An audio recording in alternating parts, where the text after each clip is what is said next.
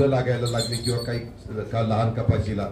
त्याच्यामुळं माझं तर मुख्यमंत्र्यांना आजच्या पत्रकार परिषदेच्या निमित्तानं मागणी आहे की SDRFचे नॉर्म बाजूला ठेवून विशेष बाब म्हणून या शेतकऱ्याला मदत करणं नितांत गरजेचं आहे. कारण शेतकरी आता आत्महत्येचा विचार करायला लागला. दुर्दैवाने कालच आपल्या माहूरच्या परिसरातल्या एका शेतकऱ्याने आत्महत्या केली. सकाळी ती भगिनी आम्हाला भेटली. त्याचं लहान मूल आम्ही त्या महिलेचं बघितलं आणि ती अक्षरशः ढसाढसा रडत सांगत होती की ही अवस्था माझी अतिवृष्टीमुळे झालेली आहे. मी म्हटलं की पंचनामा झाला तर तुला मदत मिळेल, तुला आपण पुन्हा पीक कर्ज घेण्याच्या करता प्रयत्न त्या ठिकाणी करू, नवीन पेरणी करण्याच्या करता बियाणं मिळवून देण्याचा प्रयत्न करू. परंतु असा विचार करून तिच्या नवऱ्याने विष प्राशन करून स्वतःचा जीव संपवला. आणि ही घटना काल घडलेली असल्यामुळे त्याचा उल्लेख मी आपल्या सगळ्या पत्रकार मित्रांच्या समोर केला. पण पत्रकार मित्रांनो, अशा प्रकारच्या घटना ही अतिवृष्टी झाल्यापासून सातत्याने आपल्या महाराष्ट्रामध्ये घडतायत. परंतु या महाराष्ट्राचं दुर्दैव आहे की राज्याचे मुख्यमंत्री उपमुख्यमंत्री ज्या गांभीर्याने या गोष्टीकडे बघायला पाहिजे त्या गांभीर्याने बघत नाही. त्यांनी दौरा केला परंतु लोकांच्या पर्यंत काय मिळालं? आजही पंचनामे चाललेत, अजूनही पंचनामे संपलेले नाही. दुसरी गोष्ट, ज्यांची घरं काही पावसामुळे पडली किंवा त्याच्यामध्ये काही अडचणी आल्या, भिंतीला संपूर्ण ओलावा, काही ठिकाणी 5,000 रुपयाची तातडीची मदत दिली. जे दिलेलं आहे ते मी मान्य करीन, ते दिलेलं आहे, कारण आपल्याला त्याच्यात राजकारण करण्याचं काही कारण नाही. परंतु मोठ्या प्रमाणावर अजूनही खूप जणांना देणं बाकी आहे. काही जण जीवितहानी जी झाली मनुष्यांची, तिथं 4-4 लाख रुपयाची मदत यांनी केलेली त्यांच्या नातेवाईकांना. परंतु मृत जनावरांना झाले त्याला अजिबात कुठल्याही प्रकारची मदत ही सरकारकडनं झालेली नाही अद्यापर्यंत. ते म्हणतात पंचनामे करण्याच्या करता ते जनावर दाखवा, त्याचं पोस्टमॉर्टम करा. आता मला कळत नाही, पावसाचा आणि ते पाण्याचा प्रवाह एवढा मोठा होता की ते प्रवाह, त्या प्रवाहामध्ये ते कुठल्या कुठे वाहून 30 किलोमीटर 40 किलोमीटर 25 किलोमीटर गेलंय, काही तर लांब कुठल्या कुठे गेला असेल. आता तो शेतकरी शोधणार कुठं, त्यांनी बघायचं कुठं? फार तर त्यांनी कुणी ह्याच्यामध्ये बाबा आमच्या जनावर इतकी मृत्युमुखी पडली असं वेगळ्या पद्धतीनं सांगून त्याच्यातनं पैसे घेऊ नये म्हणून फार तर तिथला सरपंच, तिथला तलाठी, तिथला ग्रामसेवक, तिथला कृषी सेवक किंवा कृषी सहाय्यक यांना विचारावं. आणि मध्ये तुम्हाला आठवत असेल पशुसंवर्धन विभागाने सर्वे केला होता की कुठल्या कुठल्या शेतकऱ्याकडं गायी कुठल्या आहेत, म्हशी कुठल्या आहेत, संकरित किती आहेत, गावठी किती, अशा पद्धतीचा त्यांनी सर्वे केलेला आहे. त्याचा शहानिशा करावी, अशा प्रकारचे मार्ग काढावे लागतील. सगळं नियमावर बोट ठेवून केलं तर काहीच शेतकऱ्याला मिळणार नाही. नाहीतर आता शेतकरी काही दिवस अजून थांबेल. त्याला असं वाटतंय की आता काहींचे दौरे चाललेले आहेत, काही पंचनामे चाललेले आहेत, आपल्याला आज मिळेल उद्या मिळेल. परंतु आता तो फार काळ आता असाच अपेक्षेने राहील अशी काही परिस्थिती नाही. मला आता एका गावात, नांदोशीच्या आधी कुठलं गाव होतं, कामठा, त्या गावातल्या काही सहकारी मित्रांनी सांगितलं की 15 ऑगस्ट पर्यंत तिथलं एक पुलाचं काम आणि रस्त्याचं काम अशोकराव चव्हाण साहेबांनी 3 कोटी रुपये देऊन मंजूर केलेलं होतं. त्याला स्थगिती दिली. तुम्हाला सगळ्यांनाच माहिती आहे की मधल्या काळातल्या काही कामांना स्थगिती देण्यात आली, त्याच्यातही काम थांबलं. खरं तर तिथं 2200 मुलं मुली शिक्षण घेतात. फार चांगली संस्था. मी आता त्या संस्थेच्या दारात गेलो होतो आणि तिथलं ते नळ्या वगैरे सगळ्या वाहून गेलेल्या, तिथं ब्रिज करण्याची गरज आहे, रस्ता करण्याची गरज आहे. ते म्हणले 15 तारखेपर्यंत आम्ही बघणार. त्यांना PWDच्या अधिकाऱ्यांनी सांगितलं तुमचं सगळं मंजूर आहे परंतु स्थगिती दिल्यामुळे आम्ही काम सुरू करत नाही. ते म्हणले 15 तारखेपर्यंत यांनी नाही काम सुरू केलं तर देशातला स्वातंत्र्य मिळून 75 वर्षाचा स्वातंत्र्य दिन साजरा करत असताना आम्ही हायवेला सगळे 2200 मुलं मुली बसवणार होतो आणि तिथं आंदोलन करणार. माझं म्हणणं आहे अशी वेळ कशा करता येऊन देता? ठीक आहे, त्यावेळेस जे काही मंजुरी झाल्या त्याच्यात एकनाथराव शिंदे नव्हते का मंत्रिमंडळात? त्यांनी पण मंत्रिमंडळात कधी कुठल्या कामाला विरोध केला नाही, त्यांनी मान्यताच दिली. कुठेही बाबा ह्या कामाला माझा विरोध आहे सांगितलं नाही. आणि आता मात्र ते राज्याचे प्रमुख झाल्यानंतर ते त्यांच्या काळामध्ये त्यांनी मंत्रिमंडळामध्ये बसून ज्या गोष्टीला मान्यता दिली त्याला स्थगिती देतात. काय दुर्दैव आहे. विकास कामाला तुम्ही विकास करण्याच्या करता मुख्यमंत्री झालाय ना, राज्याचे प्रश्न सोडवण्याच्या करता मुख्यमंत्री झालाय ना. कामं करताना हा काँग्रेसचा, हा भाजपचा, हा शिवसेनेचा, हा राष्ट्रवादीचा, हा आणखी कुठल्या पक्षाचा किंवा हा स्वतंत्र विचाराचा असं विचार करून सार्वजनिक कामं केली जात नसतात. त्याची नोंद घ्यावी. महाराष्ट्रामध्ये सत्तांतर अनेकदा घडतात. कुणीच कायम तिथं पदावर बसणार नाही. जोपर्यंत आमदारांचा पाठिंबा आहे तोपर्यंत बसणार, त्याबद्दल दुमत नाही. पण ही गोष्ट गांभीर्याने एकनाथराव शिंदे साहेब तुम्ही घेतली पाहिजे. आज देखील आम्ही काही म्हटलं की मंत्रिमंडळाचा विस्तार करा, तुम्ही दोघंच आहेत आणि त्याच्यात मंत्रिमंडळाचं वाटप झालं नाही.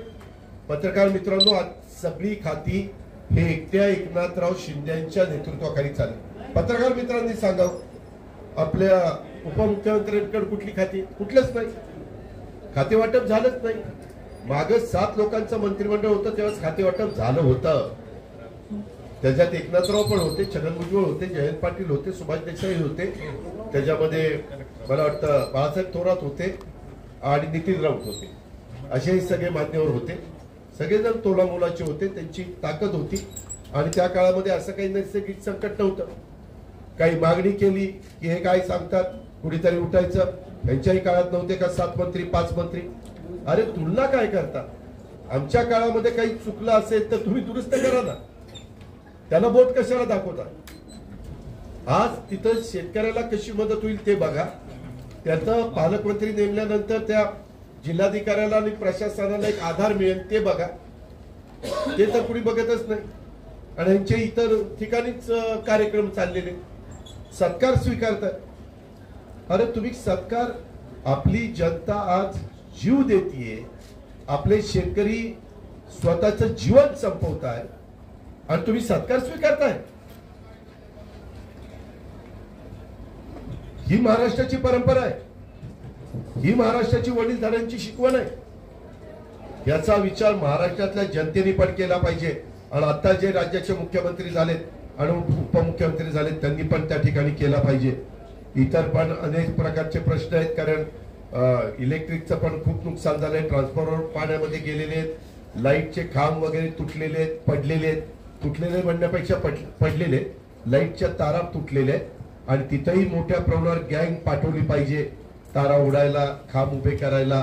कारण वीज जोपर्यंत तिथं देत नाही तोपर्यंत पिण्याच्या पाण्याची योजना सुरू करता येत नाही. पिण्याच्या पाण्याची योजना नीट होत नाही तोपर्यंत लोकांना तिथं स्वच्छ आणि चांगलं पाणी मिळत नाही. असं सगळेजण एकमेकावर तिथं अवलंबून असणाऱ्या गोष्टी आहे. ही पण बाब तितकीच महत्वाची आहे. आणि मोठ्या प्रमाणावर या सगळ्या भागामध्ये आज पाहणी करत असताना आम्हाला ह्या सगळ्या गोष्टी जाणवल्या. आणि त्याच्यातनं आपली कायादू नदी, तिथं पण नदीच्या काठावर खूप मोठ्या प्रमाणावर नुकसान झालेलं आहे. पंचनामे आम्ही आता जिल्हाधिकाऱ्यांना सगळे आम्ही आमदार तिथं जाणारच आहोत आणि तिथंही सांगणार आहोत की बाबा हे लवकर तुम्ही करा. जे त्यांच्या हातामध्ये असेल ते त्यांनी करावं. जे मात्र त्यांना मुख्यमंत्र्यांच्याकडनं मंत्रालयातच आदेश लागतील त्या बाबतीमध्ये आम्ही तिथं पण जाऊन त्याचा पाठपुरावा करणार आहोत. कारण ते आमचं कामच आहे, ते आमचं कर्तव्यच आहे. कारण आज आपला शेतकरी बळीराजा हा त्या ठिकाणी अडचणीमध्ये आहे आणि रस्त्यांची प्रचंड दयनीय अवस्था झालेली. अक्षरशः शेतकऱ्यांना त्यांच्या रानामध्ये जाण्याच्या करता जिथं मोठे रोड आहेत तिथं ठीक आहे. आणि काय झालंय, हे नॅशनल हायवे काही वेगवेगळ्या प्रकारचे रस्ते केलेत. त्याची हाईट आता इतकी वाढली. ठीक आहे, उद्याचा 50 वर्षाचा विचार करून ती वाढवली असेल, पण त्याला साईड गटरच नाही. त्याच्यामुळे ते साईडचं पाणी सगळं शेतकऱ्याच्या रानामध्ये जात आहे. ते वाट काढतायत. शेतकऱ्याची माती म्हणजे फार खरडून त्याची जमीन जाते. ही अवस्था आहे. आता त्या संदर्भात मी गडकरी साहेबांना पण विनंती करणार आहे की गडकरी साहेब, आपण नॅशनल हायवेच्या लोकांना सांगा. आम्ही रस्ते विकास महामंडळाला पण सांगणार आहे, परंतु आज पण जिल्हाधिकाऱ्यांना सांगणार आहे. कारण शेवटी ते प्रशासनातले जिल्ह्याचे प्रमुख म्हणून त्यांच्यावरती कामाची जबाबदारी आहे. मुंबईला गेल्यानंतर पीडब्ल्यूडी सचिव आणि शेवटी आता काय होतं, पीडब्ल्यूडीचं काम तिथं कुणाला सांगावं? मुख्यमंत्र्यांना सांगा. तिथं जलसंपदाचं काम कुणाला सांगावं? मुख्यमंत्र्यांना. म्हणजे प्रत्येक गोष्ट मुख्यमंत्र्यांनाच तिथं सांगावी लागते. कारण तेच फायनल सही त्यांचीच आहे ना, दुसरं कुणाची नाही. कारण सचिवाची सही झाल्यावर त्या विभागाचे मंत्री म्हणून देवेंद्र फडणवीस साहेबांची पण सही चालत नाही. मला आता अधिकाऱ्यांनी सांगितलं की साहेब त्यांनी सही केली तर फायनल सही ही मुख्यमंत्र्यांचीच लागते. आता इतक्या डिपार्टमेंटमध्ये यांना सही करायला वेळ आहे का, दिल्लीला हेलपाटे मारायला वेळ आहे का, महाराष्ट्रामध्ये वेगवेगळ्या ठिकाणी नाशिकला इकडं तिकडं जायला वेळ आहे का, इतर लोकांना त्यांच्या काय त्यांनी काढलेला पक्ष आहे का गट आहे का काय आहे तिथं घ्यायला वेळ आहे. हे त्याचंच आत्मचिंतन आत्मपरीक्षण करावं. प्रत्येकाला आपापला पक्ष वाढवण्याचा पूर्ण अधिकार आहे, त्याबद्दल फार काही मी त्या गोष्टीला महत्व देण्याचं कारण नाही. पण ह्या सगळ्या गोष्टीच्या आधी महाराष्ट्रातला मराठवाडा विदर्भ जिथं अतिवृष्टी झाली त्या शेतकऱ्याला मदत करणं हे महाराष्ट्राच्या मुख्यमंत्र्यांचं प्रथम कर्तव्य आहे आणि हे त्यांनी केलं पाहिजे. कारण आज जवळपास 1 महिना होईल शपथ घेऊन, तरी देखील अजूनही मंत्रिमंडळाचा विस्तार नाही. का नाही? करा ना बाबा, तुमचंच काम हलकं होईल. तुम्हालाच आदेश देता येईल बाबा तू हिंगोलीला जा, तू नांदेडला जा, तू बीडला जा, लातूरला जा, उस्मानाबादला जा, जालन्याला जा, औरंगाबादला जा, सांगता येईल ना. सगळे एकमेकाला मदत होईल आणि शेवटी अंतिम निर्णय तर राज्याच्या प्रमुख म्हणून त्यांचाच आहे. हे आमचं खरं दुखणं आहे. मला सारखं सारखं हे बोलायचं नाही. मी बोलायला लागलो तर त्यांनी आत्ताच काय सुरुवात केली, अरे मी कधी सुरुवात करावी तो माझा अधिकार आहे. त्याच्या संदर्भामध्ये काही दिवसांनी, कारण आम्हाला पण काही ठिकाणी असं सांगितलेलं होतं सुरुवातीला 3-4 दिवस पाणी होतं, आपण लगेच सुरुवात केली असती तर एसडीआरएफचे एनडीआरएफचे जे काही जवान आलेले होते, बोटी फिरत होत्या, त्याच्यातनं पहिले अडचणीतल्या माणसांना बाहेर काढायचं का पाहणी करणाऱ्याला तिथं घेऊन जायचं. अडचणीतला माणूसच बाहेर पहिला निघाला पाहिजे. आणि आता फिरत असताना अजूनही पाऊस पडतोय आणि हवामान खातं असं सांगतंय अजूनही काही काळाकरता राज्यात काही भागामध्ये red alert, yellow alert, orange alert हे राहणार आहे असा त्यांचा अंदाज आहे. आणि आपल्यालाही माहिती आहे की ऑगस्ट महिन्यामध्ये पण स्पेल येतो, सप्टेंबर महिन्यामध्ये पण स्पेल येतो आणि साधारण माझ्या माहितीप्रमाणे नारळी पौर्णिमा झाल्यानंतर कोकणामध्ये आणि आपल्यामध्ये साधारण हस्त नक्षत्र संपल्यानंतर साधारण पाऊस त्या ठिकाणी थांबतो. त्याच्यामुळं आता धरणं इतकी काठोकाठ भरलेली आहे, बऱ्यापैकी भरलेली आहे की जर पाऊस आला आणि नाही जलसंपदा विभागाच्या अधिकाऱ्यांनी तिथं व्यवस्थितपणे लक्ष दिलं तर मग धरणाचं पाणी पुन्हा जास्तीचं सोडावं लागेल. पुन्हा आपल्या वरच्या भागात आपण नांदेडला आहे, तेलला, वरच्या भागात नाथसागर, येलदरी, सिद्धेश्वर, सगळेच बाकीचे प्रकल्प असल्यामुळे इकडं माजलगाव असे सगळे प्रकल्प आहेत आणि मग ते पाणी सुटेल. म्हणून आम्ही म्हणतोय की तुम्ही दोघं अतिशय निष्णात आहात, कर्तबगार आहात. राज्याचा गाडा पुढं जोमाने देण्याची तुमची ताकद आहे, कॅपॅसिटी आहे. पण या बाकीच्या सहकार्यांना घेतले तर हे तुमच्या दृष्टीने जे लहान गोष्टी वाटतात, पण आमच्या ग्रामीण भागातल्या आणि आमच्या शहरी भागामध्ये जिथं पावसाने ज्यांना त्रास सहन करावा लागतो, ज्यांना शिफ्ट व्हावं लागतं, अशांना त्यांची समस्या महत्वाच्या वाटतात. म्हणून त्या समस्या सोडवण्याच्या करता आपण तिथं वेगवेगळ्या तुम्हाला जे योग्य वाटतात त्यांना नेमलं पाहिजे आणि ताबडतोब मदत ही त्याच्यापर्यंत पोहोचवली गेली पाहिजे. ही आमची सर्वांची आग्रही मागणी आहे. हे मला तुम्हाला सगळ्यांना सांगायचं. आपल्याला काय प्रश्न विचारायचे असेल तर मी ऐका ना, तुम्ही मागे ऐकलं असेल मी ज्यावेळेस सुरुवातीला मागणी केली ती ओल्या दुष्काळाची केली. आताही मला राजूरकरांना, धनंजयला, आम्हाला सगळ्यांनाच जे जे ग्रामस्थ भेटले किंवा जे जे बाधित व्यक्ती भेटल्या पूरग्रस्त, तर त्या सगळ्यांचं म्हणणं आहे की ओला दुष्काळ जाहीर करा. त्यांची मागणी आहे की हेक्टरी 75,000 रुपये मदत ही आम्हाला जी सोयाबीन, कापूस, तुरीची पिकं आहेत तिथं द्या. केळीसारखी पिकं आहेत तिथं तर काही भागात केळीचा दर आता 2,500 रुपये आहे. 8-8 लाख रुपये त्यांना केळीचे झाले असते.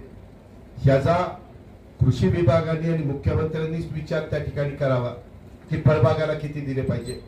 ज्यावेळेस आपण 30,000 रुपये एकरी ही मागणी सोयाबीन, कापूस आणि तुरीची येते, त्यावेळेस त्या पट्टीमध्ये ती पण मागणी ही त्यांनी पूर्ण त्या बाबतीमध्ये केली पाहिजे. आणि आता त्यांचं घेतलेलं कर्ज फेडण्याची त्यांची अजिबात ऐपत राहिलेली नाही. त्यामुळं त्यांचं घेतलेलं कर्ज बाधित व्यक्तींचं, मी सगळ्या व्यक्तींचं म्हणत नाही, जे पंचनामा केल्यानंतर अडचणीत आहे अशा लोकांचं त्यांनी माफ केलं पाहिजे. आता केंद्र सरकार त्यांच्याच विचाराचं आहे. मागं ते नेहमी म्हणायचे महाविकास आघाडीचं सरकार वेगळ्या विचाराचं आहे, केंद्र सरकार वेगळ्या विचाराचं आहे, जवळ केंद्राचा निधी मिळायला अडचणी येतात. आता तर अडचणी यायचं काहीच कारण नाही. त्याच्यावर केंद्रातला पण निधी आला, राज्यातला पण निधी घ्या आणि दोघांचा एकत्रपणे ती रक्कम करून शेतकऱ्यांना द्या.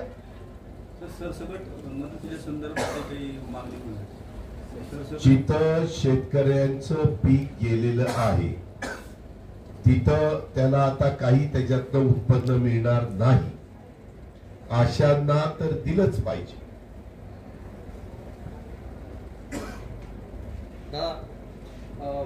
शेतकरी शिंदे सरकारने काही नवीन निर्णय घेतले आणि काही जुने निर्णय जे आहेत आपल्या सरकारच्या कालावधीमधले ते रद्द केले, जसं की आरेचं प्रकरण असेल किंवा नामांतराचा विषय असेल, त्या संदर्भात आपण काय? या संदर्भामध्ये सध्या आता प्रकल्प असताना आम्ही प्राधान्य दिले. आरेच्या संदर्भामध्ये स्वतः उद्धव ठाकरे साहेबांनी पण त्यांची भूमिका मांडली. मी वैयक्तिक ह्या विचाराचा आहे, ज्याच्यातून महाराष्ट्राचं भलं होणार आहे, पुढच्या 50 वर्षाचा विचार करून ते करणं गरजेचं आहे. अशा गोष्टी महाराष्ट्राच्या हिताकरता, नवीन पिढीकरता, तरुणांच्या करता झाल्या पाहिजेत. मी विरोधाला विरोध करणारा माणूस नाही. त्या संदर्भामध्ये तज्ञ लोकांनी दिलेला सल्ला जो आहे, राजकीय अँगलनी तिकडे बघू नका, परंतु तज्ञ त्या क्षेत्रातले नावाजलेले जे माणसं आहेत त्यांनी जे काही सांगितलेलं आहे त्याच्यात राज्याचं हित ज्याच्यात आहे, राज्याचं नुकसान ज्याच्यात होणार नाही, अशा गोष्टी केल्या गेल्या पाहिजे. दादा, दरम्यान शिंदे सरकार आलं त्या दरम्यान अशा बऱ्याचशा काही गोष्टी घडल्या ज्याच्यामध्ये पत्रकार परिषदेच्या दरम्यान चिठ्ठी देणे किंवा माईक घेणे, यावरून आपल्याला काय वाटतं? काय हे का आम्ही पण कुणाच्या बरोबर उपमुख्यमंत्री म्हणून काम केलंय. एकेकाळी पृथ्वीराज चव्हाण साहेबांच्या बरोबर केलं, आताच्या काळात 2.5 वर्षात उद्धव ठाकरे साहेबांच्या बरोबर केलं. शेवटी मुख्यमंत्री ते मुख्यमंत्री असतात. नंबर 1 ची व्यक्ती ती राज्यातली आहे आणि उपमुख्यमंत्री, बाकी मंत्री, राज्यमंत्री त्यांचे कलीग, त्यांचे सहकारी म्हणून काम करत असतात. त्याच्यामुळं मी माझ्या काळामध्ये काम करत असताना कधी कुणाचा माईक ओढला नाही. मी कधी माझ्या काळात कुणाला चिठ्ठ्या पास केल्या नाही. जर एखादं वाटलं तर बाबा साहेब मला आपलं बोलणं झाल्यावर मला द्या, मी पण काही उत्तर देतो, इथपर्यंत मी सांगू शकतो. आणि कुणी मुख्यमंत्री असला, उद्या तुम्ही मुख्यमंत्री म्हणून ठीक आहे माझं झाल्यावर तुला देतो, ते देणारच आहे. आपल्याला सांगायचं, पेशन्स ठेवले पाहिजे. पेशन्स हे महत्वाचं असतं. म्हणजे या सरकारला पेशन्स नाही असं नाही, 1 मिनिट, मी माझं सांगितलं, तुम्ही लगेच उद्या त्यांना म्हणा अजित पवार काल नांदेडमध्ये असं म्हणत होते, तुमचे पेशन्स नाही की झालं सुरू, हे असले धंदे पण बंद करा. माझं काय म्हणणं आहे, तुम्ही पण मीडियातल्या काही मान्यवरांनी, तुमचा अधिकार आहे, मी तुम्हाला नमस्कार करतो, पण तुमचा अधिकाराचा वापर करत असताना राज्यातले महत्वाचे प्रश्न काय हे पाहिलं पण बघा. हे धनंजय मुंडे असं म्हणले काय बीडला, अजित पवार तुमचं काय म्हणणे, राजूरकर असे म्हणलेले तुमचं काय म्हणणे, अरे ते म्हणले त्यांचं त्यांना लकलं, हे म्हणलं ह्याचं ह्याला लकलं, मला कशाला विचार. त्याच्यातनं राज्याचं काही कुठलं राज्याच्या महत्वाच्या विषयाच्या संदर्भामध्ये आम्ही आमचं मत व्यक्त करणं गरजेचं असेल तर जरूर आम्ही मत व्यक्त करू, पण हे याच्यात नका वेळ घालू प्लीज. राज्यपाल आज जे बोलले विषय त्याचं बऱ्याच जणांनी निषेध पण केला. मी त्याच्या संदर्भामध्ये काही तासापूर्वीच हिंगोलीला स्पष्टपणे माझी भूमिका मांडलेली आहे. त्याचबरोबर मी ट्विट पण त्याच्याबद्दल त्या ठिकाणी केलेलं, हिंगोली नाही, वसमतला मी त्याच्या संदर्भामध्ये माझी भूमिका मांडलेली आहे. त्याच्यामध्ये कारण राज्यपाल पद हे इतकं महत्वाचं मोठं पद आहे आणि त्याच्यामुळं त्या पदाच्या संदर्भामध्ये अतिशय मान सन्मान आहे. जसं राष्ट्रपतीचं पद मोठं पद, नंबर 1 ची व्यक्ती, देशातल्या 1.25 कोटी जनतेच्या नंबर 1 चे व्यक्ती म्हणून आपण त्यांचा आदर करतो, सन्मान करतो. माग परवा दिवशी पण जे घडलं ते चुकीचं घडलं, ते ताबडतोब सगळ्यांनी त्या गोष्टीचा निषेध केला. त्यांनी पण त्याची दिलगिरी मागितली, माफी मागितली. आणि तुम्ही सगळ्यांनी बघा, आपण सगळे महाराष्ट्रीयन आहोत, आपण सगळे मराठी माणसं, आपल्याला आपल्या राज्याचंच नाव महाराष्ट्र आहे. या नावातच सगळं काही आहे. बाकीच्या राज्यांच्या बद्दलच्या पण नावाबद्दल आम्हाला आदर आहे, कारण ते भारतातलं वेगवेगळी राज्य आहेत आणि आपण सगळेजण भारतीय आहोत. जसं पहिल्यांदा आपण महाराष्ट्रीय आहोत, तसं त्याच्यानंतर आपण भारतीय आहोत, ते पण आपल्याला अभिमानास्पद आहे. आता मुंबई ठाण्यासह तुम्हाला सगळ्यांना माहिती आहे की अखंड महाराष्ट्र मराठी माणसांनी घडवलेला. त्याच्यामध्ये 106 लोकांनी हुतात्म्य पत्करलं, सगळ्यांनी जीवाची बाजी लावली. त्याच्यातले अनेकांचं योगदान आहे, खूप जणांची नावं घेता येतील. तो इतिहास आपल्याला सगळ्यांना माहिती आहे, तुम्ही पण अनेक पुस्तकामध्ये तो वाचला असेल. आता सर्वांना सोबत घेऊन जाण्याची महाराष्ट्राची संस्कृती आहे, महाराष्ट्राची परंपरा आहे. तुम्ही बघा, देश पातळीवर पण ज्या वेळेस जो प्रसंग उद्भवला त्यावेळेस यशवंतराव चव्हाण असू, शंकरराव चव्हाण असू, वसंतदादा असू, वसंतराव नाईक असू, शरदराव पवार असू, हे सगळ्या दिग्गज नेत्यांनी भारताचं हित ज्याच्यात आहे त्याला अग्रक्रम दिला, त्याला महत्व दिलं.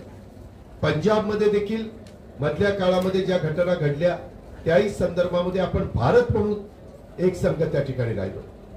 मधल्या काळामध्ये तामिळी लोकांनी जे काही मध्ये घटना घडल्या त्याही बद्दल आपण भारतीय म्हणून एक संघ त्या ठिकाणी राहिलो.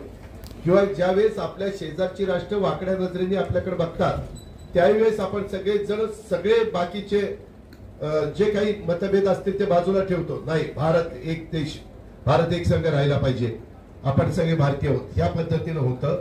आणि त्याच्यामुळं आपली महाराष्ट्राची संस्कृती, आपली महाराष्ट्राची परंपरा, आपल्या शाहू फुले आंबेडकरांची आपल्याला असणारी शिकवण, छत्रपती शिवाजी महाराजांचा आपल्या सगळ्यांच्या समोर असणारा आदर्श आणि चव्हाण साहेबांनी घालून दिलेली जी काही सुसंस्कृतपणा आहे, जे काही अतिशय सगळ्यांचा मान सन्मान ठेवून, विरोधकांचा पण मान सन्मान ठेवून ज्या पद्धतीनं त्यांनी राजकारण चव्हाण साहेबांनी केलं, ह्या सगळा इतिहास आपल्या सगळ्यांच्या समोर आहे. आणि त्याच्यामुळं महाराष्ट्र एक संघ एकजूट आहे. महामहिम राज्यपाल महोदयांनी देखील महाराष्ट्रामध्ये कुठल्याही प्रकारचा वाद निर्माण होईल अशा प्रकारचं वक्तव्य करता कामा नये. आणि जर त्यांनी केलं का नाही केलं मी अजून बघितलं नाही, कारण मी सकाळी 6ला सुरुवात करतो, रात्री मला उशीर होतो, त्याच्यामुळे मला टीव्ही त्या ठिकाणी बघता येत नाही. असं रोजच अलीकडे ह्या दौऱ्यामुळे चाललेलं आहे. पण जर अशा काही घटना घडल्या तर ताबडतोब मोठ्या व्यक्तींनी स्वतःची एक प्रेस नोट काढली आणि त्याच्यामध्ये जर कुणाच्या भावना दुखवल्या गेल्या तर त्या मागचा माझा म्हणण्याचा हेतू असा नव्हता, गैरसमज कृपया कोणी करून घेऊ नका असं सांगितलं तरी विषय संपतो ना. असं आता आम्ही पण बोलत असताना कुठेतरी एखादा शब्द आमचा चुकला आणि नंतर आमच्या लक्षात आलं तर आम्ही दिलगिरी व्यक्त करतो, माफी मागतो. ही आपली पद्धत आहे, ही आपली संस्कृती आहे, आपली परंपरा आहे, आपण टाळून धरत नाही. मी आता आल्यानंतर देखील तुम्हाला आधी सांगितलं होतं 7ला, मी जरा आलो होतो, उशिरा आलो, आम्ही दिलगिरी व्यक्त केली. शेवटी थोडी चूक माझ्याकडनं झाली, मी मान्य केली. दादा आज मुख्यमंत्री एकनाथ शिंदेची 6वी दिल्ली वारी आहे, मंत्रिमंडळ विस्तार. त्याच्यामध्ये काही बोलायचं नाही, तो त्यांचा अधिकार आहे. त्यांनी कुठं जावं, काय करावं, कुणाचा सल्ला घ्यावा, त्यांनी ज्यांनी त्यांना मुख्यमंत्री पदावर बसवलेलं आहे त्या व्यक्तींचा सल्ला घ्यायला गेलेत का आणखी कशाला गेलेत मला माहिती नाही, तो त्यांचा अधिकार. काँग्रेसने, राष्ट्रवादी व काँग्रेसने राज्यपालांचा नांदेडमध्ये पुतळा जाळला, त्यांच्या फोटोला जोडे मारा आंदोलन केलं. ही वेळ राज्यपालांनी आणली आहे का? मी आपल्याला सांगतो, मी अतिशय स्पष्ट भाषेमध्ये त्या गोष्टीच्या बद्दल मत व्यक्त केलेलं आहे. त्या वक्तव्याच्या बद्दल, गोष्ट नाही वक्तव्य, त्याबद्दल मत व्यक्त केलेलं आहे. आणि काही जण उत्साहाच्या भरामध्ये अशा काही गोष्टी करतात, त्यांनी पण तारतम्य ठेवलं पाहिजे. जसं राष्ट्रपती एक पद आहे, न्याय व्यवस्था एक महत्वाची व्यवस्था आहे, राज्यपाल महामहिम राज्यपाल हे एक महत्वाचे तिथं एक व्यक्ती तिथं बसलेली असते, त्यांचा एक मान असतो. सगळ्यांचा आपण मान सन्मान त्या ठिकाणी ठेवला पाहिजे. परिस्थिती जिल्ह्यामध्ये आहे आणि आता वाईट परिस्थिती आहे. पूर्वीचे गेल्या वर्षी 100 कोटी रुपये आले होते जिल्ह्याला, त्याही पूर परिस्थितीच्या जे कामं होणार त्याला स्थगिती दिली आहे शासनाने. यावर आपलं काय? मी सांगितलं ना, सुरुवातीला सांगितलं की सरकार येत असतात, सरकार जात असतात. पाठीमागच्या सरकारने घेतलेली मंजूर केलेली कामं, व्हाईट बुक मध्ये आलेली कामं, डीपीडीसीने मंजूर केलेली कामं, जो त्यांना अधिकार आहे त्या अधिकाराचा पुरेपूर वापर करून मंजूर केलेली कामं ही थांबवणं ही एक प्रकारची विकास कामाची तुम्ही थट्टा करताय, जनतेची थट्टा करताय. जनतेच्या भल्याकरताच हे वैयक्तिक कुणाकरता कामं केलेली नव्हती. पण ही कामं थांबवावीत म्हणून इथले आमदार आणि खासदार असे पत्र देत आहेत मुख्यमंत्री.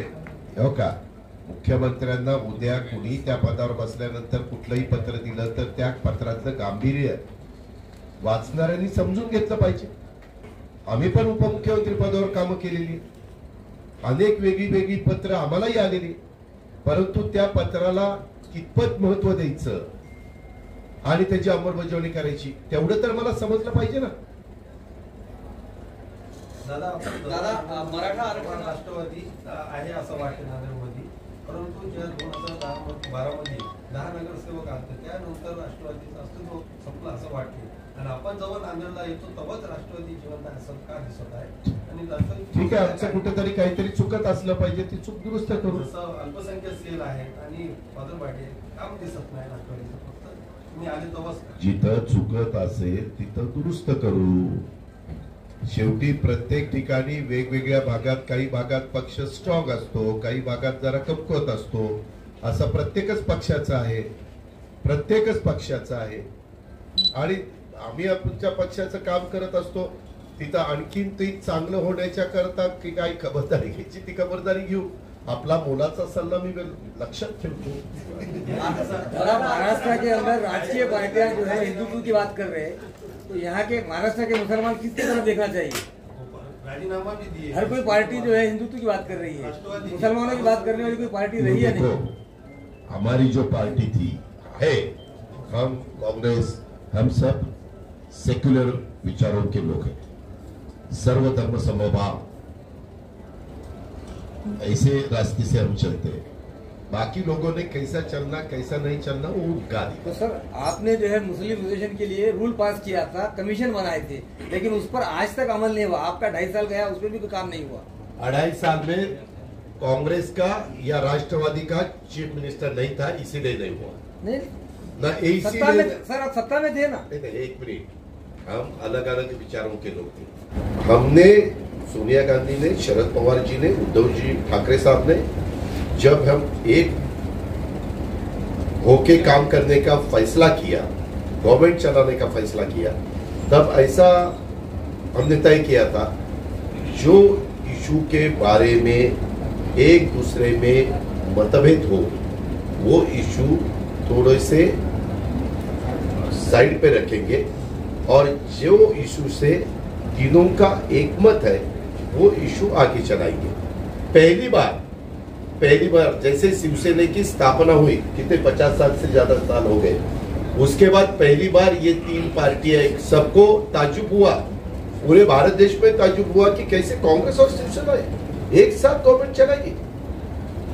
ऐसा लोगों ने मुद्दा उठाया था, लेकिन उस टाइम का जो भी कारण था वो कारण के लिए तीनों लीडरों ने ये निर्णय लिया और उसकी अंमलबजावणी हमने सबने 2.5 साल की. मराठा धन्यवाद. हाईकोर्टाने